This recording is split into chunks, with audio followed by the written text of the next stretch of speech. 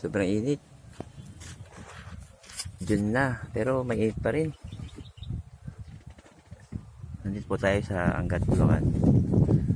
Ilog ng Angat, Bulacan. Sobrang init.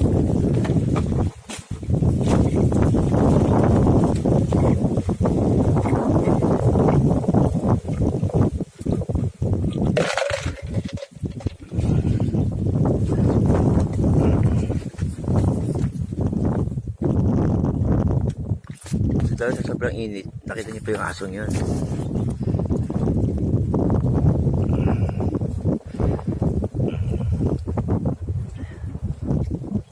Naliligo siya mag-isa.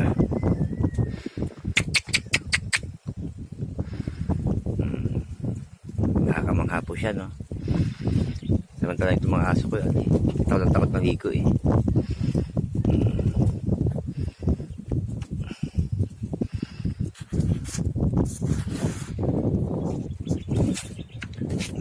Punta ko nga po. Yo. Naliligo po talaga siya pag-isa. Yun, namahaw na po siya. Nakakamangha po siya, no? Bili niyo po, eh. Nangingisda pa yan, no? Sobrang init po.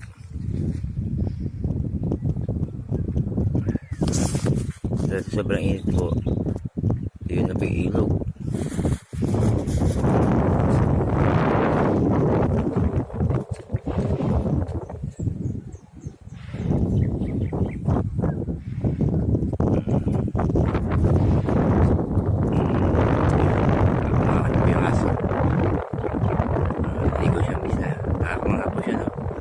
Fresh na po siya.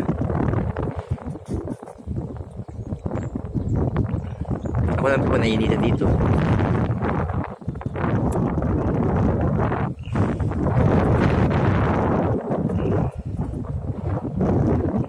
Uwi na po siya.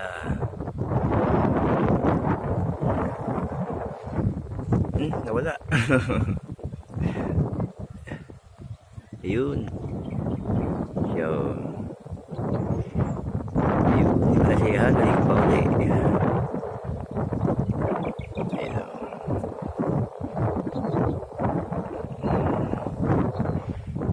Siyempre ginagawa tuloy sa Angat, Bulacan. Hindi pa tapos. Yun, naligo siya ulit. Ayun, naligo siya ulit, mga kaibigan. Yun, naligo siya ulit. Naligo, ayun. Ano ulit. Sobrang init po talaga. Oh.